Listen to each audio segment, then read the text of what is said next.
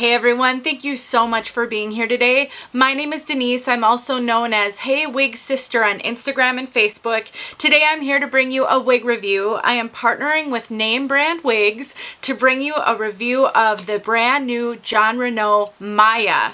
And this is in the color Shaded Mocha. The numbers for that, 24 BT 18 S8. Lots of numbers all run together. Let's see if I can get my camera to focus on it.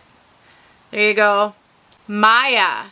Maya is brand new for 2021 and I'm so excited to share her. So if you want to know more about this Maya and see me compare this to a Maya in Palm Springs Blonde, well, stick around because we're going to do that.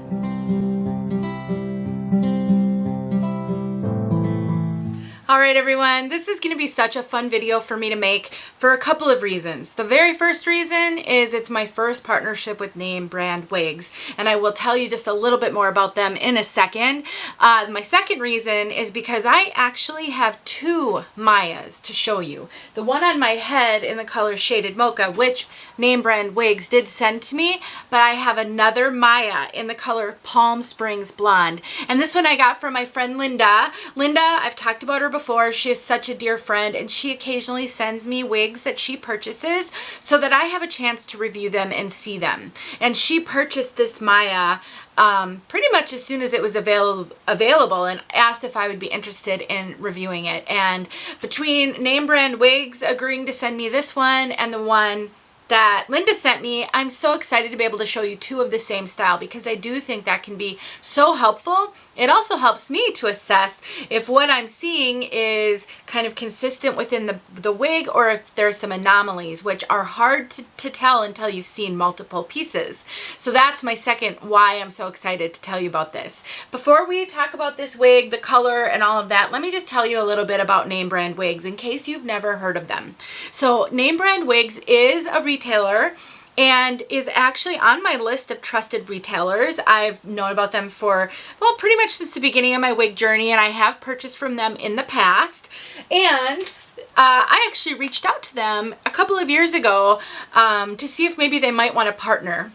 And the reason I reached out to them was because they're local in Minnesota here. So I'm a Minnesota girl and they're a Minnesota company, and I thought that would be such a great fit. And so I'm really excited that they remembered that I reached out to them. Back then they weren't really looking for any new partnerships and they reached out to me recently. So who is this company? Well, first of all, they are owned by a company, where's my sheet? I have the wrong sheet. Owned by a company called Joshua 24. And when you purchase from them, you will actually see the charge come from Joshua 24. I remember when that happened and I was very confused about who Joshua 24 was.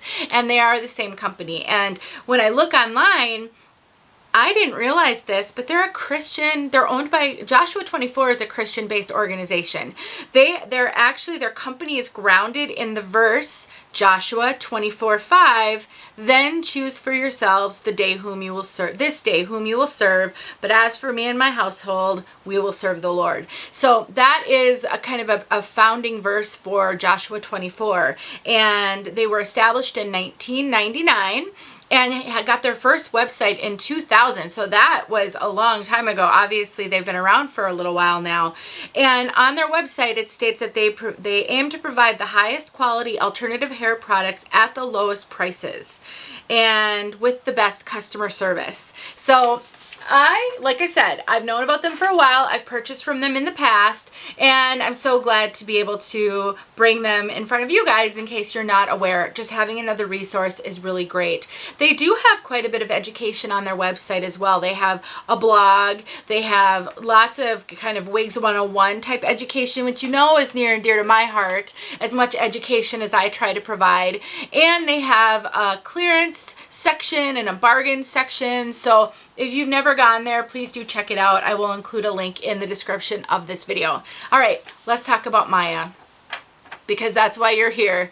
And Maya is brand new, just launched for 2021 from Renau. Let me show you what Maya looks like from all sides.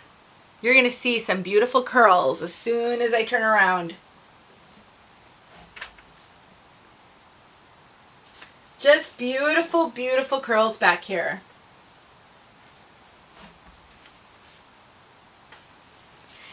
put the other one on as well, and I'll do a spin so you'll be able to see. But really, I think that the curls on these are very, very similar and so pretty.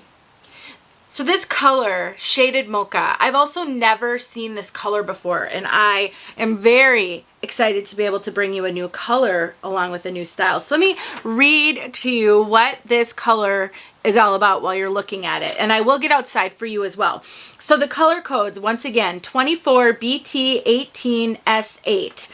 It's a medium natural ash blonde and light natural golden blonde blend, shaded with medium brown roots. Let's talk about those roots.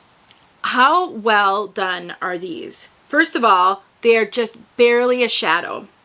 They are not heavy. They're not long roots. They truly look like you have naturally darker brunette hair and you got your hair lightened, because when they lighten your hair, they never take it all the way down to the root. That's really what it looks like. It doesn't even look like regrowth, like you maybe need to get to the salon. It really looks fresh. I just love it. As a matter of fact, I could probably stand for the roots to be a little longer personally, but I know a lot of people will appreciate that. And so what about these codes? This color is very hard to describe. My best description for you, and we will get outside and I'll timestamp that in the description as well. My best description for you is it's gold. It's very golden.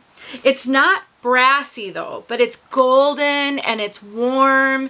So the color code, the first code, so the base color is 24, and a 24 is a golden blonde. And then you've got an 18, which is a dark ash blonde or lightest ash brown. And then an 8 is a medium brown. And when you see BT in the color code for John Renau, that means blended and tipped. And so generally a BT color is going to be very well blended, but with some lighter, it gets just lighter down at the ends. I don't notice that so much in this color. It's not like an ombre effect or anything like that, but it is very well blended. So hopefully that helped you. I'd never seen this color, and I always wondered, is it more of a brunette or is it more of a blonde? I personally, now that I've seen it in person, I think it's a light, very light golden brown. That's the way my eyes want to render this color. I think if you are a natural blonde, this is not going to feel blonde to you. It is going to feel like you're getting into that light brown realm. If you're a brunette naturally and you don't wear a lot of light colors, this is going to feel very light to you, but I still think it's more of a very light golden brown than it is a blonde. That's my interpretation. Color is subjective, really, really hard to describe. So go look at the outside section if you want to see what this looks like outside. Okay, now let me give you my impressions of Maya. So I've had my friend's Maya for a little while now, and I just got this one yesterday. I have done nothing to Maya except spray her down with water. I scrunched her up, hung her upside down to dry overnight, and that is all. I do have an out of the box for you, so stick around till the end if you want to see exactly what Maya looked like out of the box before I did anything at all to her. I will tell you right now, in order for me to feel like Maya is my hair and my own wig, I'm going to have to do some things to Maya. Maya, to me, is not perfect for me out of the box. And I'll tell you a couple of reasons why. And one of those reasons is you can barely see the part on either one of these. This wig is very densely knotted, and so you can't really see the monotop. Now, the good news is it's a full monotop, so you can part this one anywhere you want to. In the center, on the right, on the left, deep, shallow, whatever you want to do. You've got a big area of monofilament. I'll show you the cap in a sec. And so you do have that option. And so in some ways, I guess it's great that it's not super densely knotted on the top, because you might choose to part it in a different place than I did. Personally, once I figure out where I want to part Maya for the majority of the wear I would do with her, I would pluck this part because I really want to see more of the part line. I think it'll look more natural. I think it'll lay a little more naturally. So I do have a Tip Tuesday out there where I show you how to pluck the part of a wig. That to me is one must do with this one in order for me to feel comfortable. The second thing I am struggling with is this.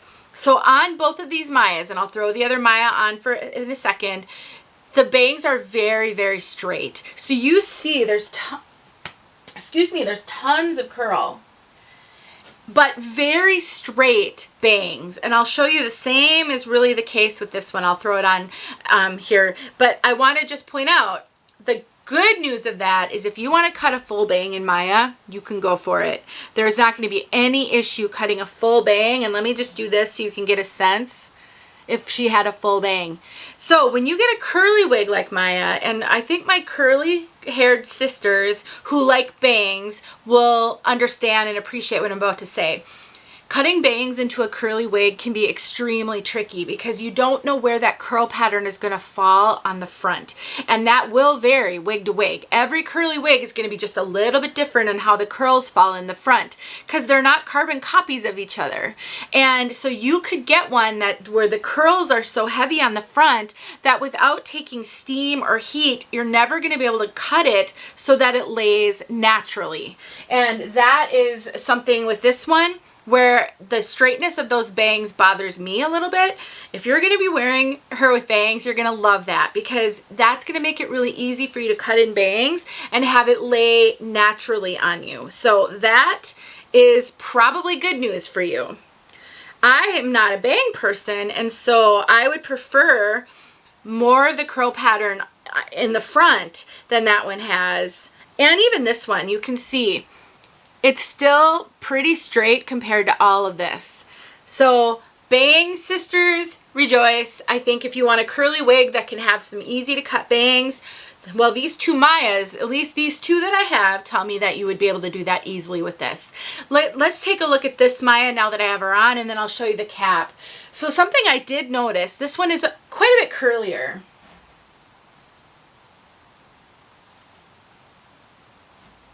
Or, you know, the curls are a little bit more separated and defined.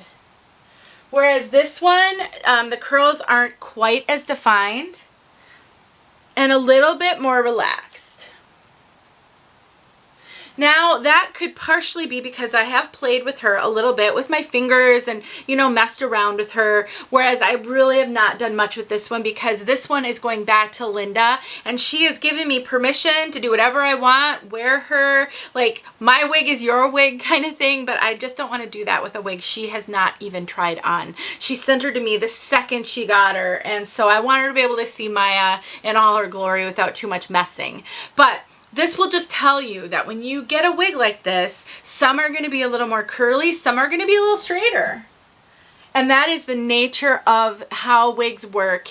And I always tell people, if you have seen a particular style and it looks a certain way on a lot of people, and then you get it and yours doesn't look that way, it could just be an anomaly. And if you were to return it and repurchase a different one, you might actually get it to be what you want. So that is sort of a trick you can try, especially in a curly wig if you don't want it, you know, if you want it to be as curly as all the ones you've seen. So let's talk about this cap. I try to be so thorough in these reviews, you guys, which makes them a little long, but hopefully you appreciate the information. So we've got a full mono top and a lace front. John Renau always puts a line right here. It's a line of reinforcement. It reinforces because this is a little bit thicker and then the lace, and that way you protect that feature. But there can be an issue sometimes with seeing that through in the front. Now this one's so densely knotted you can't see it. It's also, they have put this quite a ways back, so hopefully it won't be an issue that if you do some plucking and then you see that line. But if that happens, you can put a little makeup on it, a little powder on it, and that should take care of it just fine. You've got the nice velvet ear tabs and just a little bit of hair sewn into them, not a whole lot. You do have an extended nape and you have got Velcro adjusters. So a really standard John Renau cap. I will tell you that these feel like they're running a little big. I have so much room in this one. It is running very big on me. I can for sure, I'm going to take this one off, so I'll switch. I will do a color spotlight on this color in a separate video since I've never reviewed that color before. I put these on and I thought to myself, wow, they feel really big. So I think these are very much big head friendly. I think they feel like they run just a little bit bigger than I'm used to Jon Renau running. So I don't know, I have tons of extra cap up here. It's actually quite loose on me. I actually have it tightened more than I've almost ever tightened any wig already. So it's running really big. So I think, you know, if you're familiar with Jon Renau, and let's say you're look at my measurements. I measure 22-inch circumference, which is average, and then over the top of my head is really pretty small. And so compare yours to mine and just know, if you're smaller than me, you're going to swim in this a little bit, I think. If you're larger though, you've got quite a ways. You could be quite a bit larger than I am. In order for this to fit you. I get so much extra cap. I've tightened it quite a bit. It has so much stretch. Very big head friendly. Very much so. Let's talk about hair density and permatease. So this is actually just a moderately dense piece. It's not super dense, not super heavy. It's also not super low density. I think it's kind of that perfect in the middle. But because of the layers and the amount of curl on this, it does feel quite full. It doesn't feel heavy, but it feels full. And so if you get overwhelmed by wigs a lot, you might want to be cautious with this one, because it is going to feel really dense to you just from the factor that it's poofy with curls. I like to always compare curly wigs to Girl Mono. I would say Girl Mono is lower density than this. So if you were overwhelmed with Girl Mono, you're going to be overwhelmed with this for sure. This is more dense than Girl Mono. As far as permatease goes, it has just a little bit of permatease, but not a ton. There's permatease back here, which gives it that body in the back, which I think you really want with curly wigs. You know, because of the mono top, there's no permatease up here. So the way Jon Renau gets around giving you fullness on the top without permatease is they just put a lot of hair up there. So it's got a fair amount of density up here. But there's no poofy, pillowy permatease on the sides here, which I was really surprised about. A little bit, I can feel when I put my hands in here, I feel the most permatease back here, but it's still not poofy or pillowy. It's just kind of a good amount for a curly wig. But I do notice it feels very full, and I think a lot of it has to do with how much curl. So let's talk about how I would make this one my own. First of all, I'm going to have to figure something out with this front, because I just don't love when the front is so straight. I mean, the straightness goes all the way down to here, and then you've got all this curl. So I'm going to have to think about, what do I do with that? Now, a solution is always to do clips or styling, so I can do a little twist with some clips, and that will really help a ton. And I do think it's so cute when you can pull some hair off. Let me give you a little caution on the rooted wigs from Jon Renau and the dark colors. So here's the lace. First of all, I would trim this lace. It's a little long, and I know I can see it. And because I like to adhere my wigs with its stays, when I have a wig adhered to me and it's sort of pressing into my forehead, if the lace is a little long, it will show a line of demarcation there. So I just trim the lace back. It is really easy to do. I do have a Tip Tuesday on that. And if you're ever struggling with wigs and you don't feel the lace is blending into your skin, or you think it's obvious, you can absolutely cut that lace without question. Just be cautious, don't cut it too much. And I always recommend using a pinking shears, because the wave will be more natural looking, and Jon Renau recommends pinking shears because of how they make their lace. Pinking shears will avoid fraying that could come from cut lace. So watch my Tip Tuesday on that if you want to know how to do it. The other thing about these is you can really kind of see that knotting. And that's how Jon Renau wigs are. I have found with all of their darker colors, I feel like you can see the knotting more than you can in some of the other brands. And that's not my favorite, but there's you can use makeup and things like that. So I actually think this wig is going to be a great Tip Tuesday wig, because I'm going to be doing some things to make her more my own. and I will share that with all of you, because if anything, I want you to walk away with empowerment that you can purchase a wig without fear, because if it doesn't come perfect, you can work with it. And I think this is a beautiful style.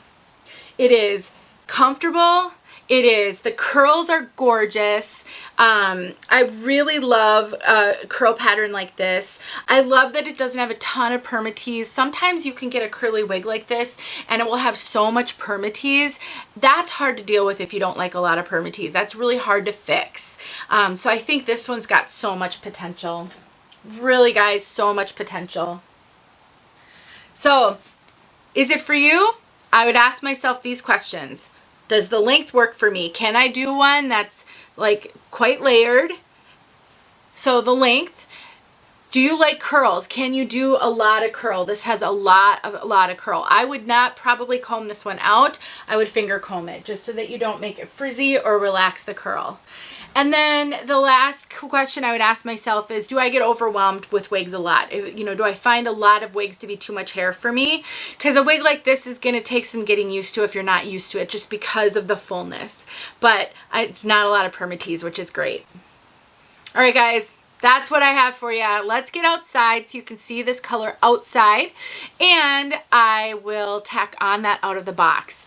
I will tackle some styling with this piece in a future video as I do my Tip Tuesday so that I can show you how I work with her.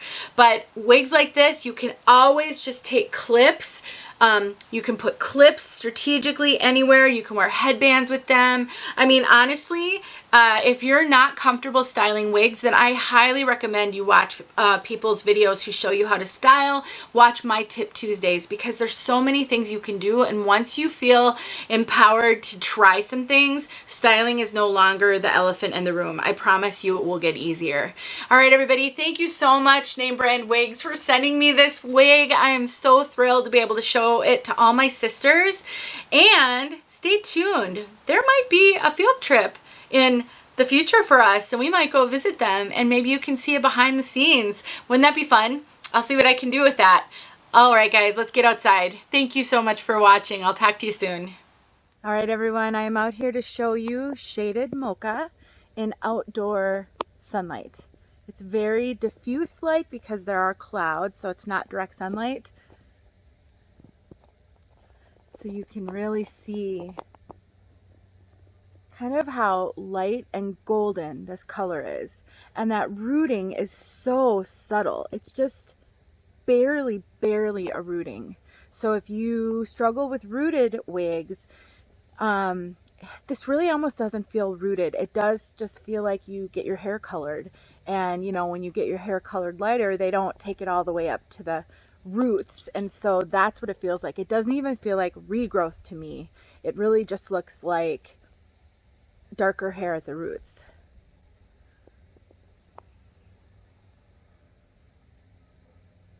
This color is super hard to describe because it is this well blended golden, I would just say it's a golden light brown.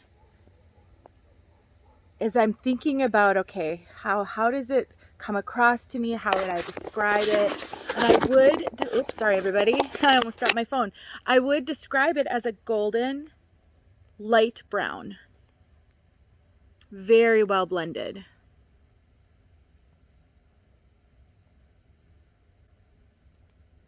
I think you could call it a, you know, golden dark blonde even. But because of the root and just the way that they blended it, I think most blondes would consider this a light brown. I don't know. I think some of you know what I mean. When you get into that light brown, dark blonde color, it depends on if you're truly a blonde or truly a brunette, whether you see it as light brown or dark blonde. And I definitely see this as more kind of a light brown. So, I don't know. I rambled on for a couple of minutes. But hopefully as I was talking, you were really able to take a look at this color and study it, which I'm sure if you're here for this part, that's what you're doing. So let me know if you have any other questions about this color. Thanks for watching. Okay, everyone, here we are with Maya. She just arrived. I don't even think she's been here for 5 minutes. So I wanted to get this out of the box filmed right away so that you could see what I was dealing with. So I pulled her out of the box. Tag is still on. I've done nothing else. So let's put her on.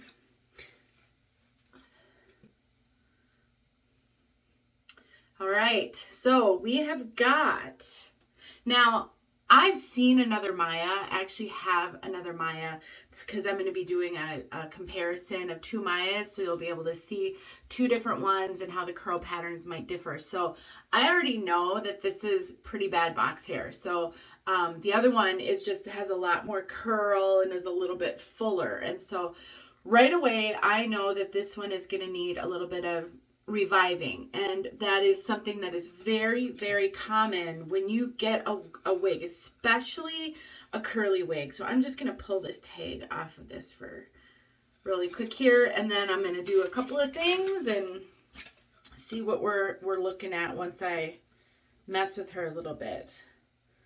Let's see if I can get this tag off without having to cut it. I might have to cut it. Okay, there we go. All right, so let's put her back on. I'll do a turn so you can see what we're dealing with here, and then we'll do a couple of things. All right, so this is what she looks like out of the box. And I know how disappointing it can be when you've seen reviews of a wig, especially a curly wig, and the curls looked so beautiful, and this is what you get out of the box, because it's just definitely not, she's not living up to her full potential. Let's just put it that way. So the first thing after you decide, am I going to work with her, am I going to keep it, is you're going to shake it out. You want to sort of wake up those fibers. Any wig with permatease is going to need some help. That permatease can get flattened, compacted, and you're just going to want to wake that up. So shaking it upside down is really helpful. And a wig of this length, you don't have to worry about shaking really vigorously. You're not going to ruin it at all. Longer wigs, you want to be careful because you can create some pretty serious tangles by shaking a lot, but anything shoulder length and above, you should be good. Okay, so now I'm going to put on, I already know this was going to need water, the help of some water. All right, we're doing something. So you can see already there's life, kind of it's springing up, it's not as flat. And that's really what box hair is. It's just that the wig has sort of flattened out and taken on the shape of the box. This cap feels really big on me. I'm very generously sized, I think. Okay, so now what? I'm just gonna grab my water.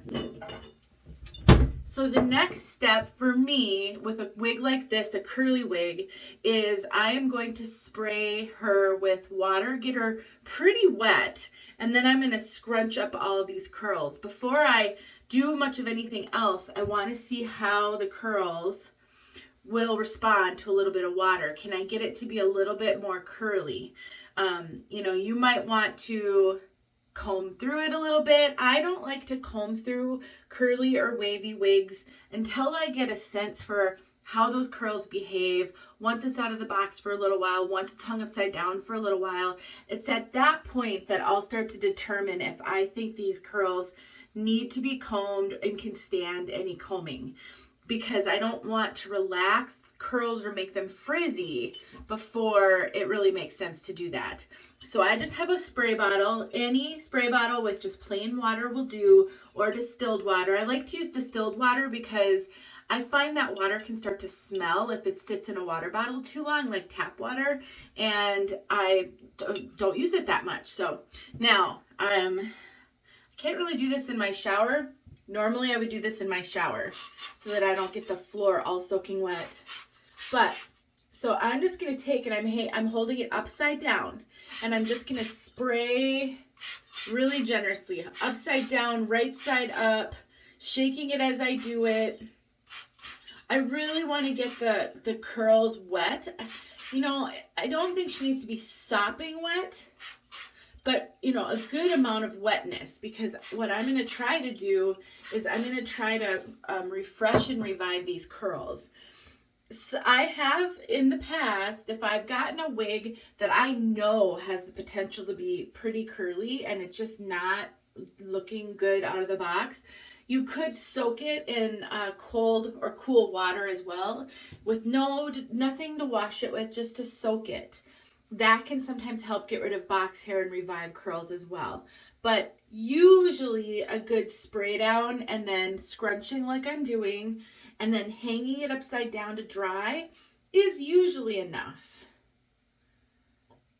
I'm actually really surprised at how bad the box hair is on this one, because it is a new style and I can't imagine it's been living in the box all that long, but you never know. All right, so I got it nice and wet and I've scrunched it, I've shaken it. So now I'm just gonna take and I'm gonna hang it by the tag upside down. I usually, maybe I can bring you guys with me over here. There we go. All right, so usually I just hang it right from my shower curtain or shower rod. And I love these hangers. I have various ones. They just work so great for wigs, but that's it. So now what I'm going to do is I'm going to let it hang and then I'll kind of see where I'm at with it. But I'll have told you everything that I did in the rest of this video. I just wanted you to see what I had out of the box, which I kind of expected with this kind of a wig that has some permatease and some curl. Thanks for watching, you guys. I hope that helped.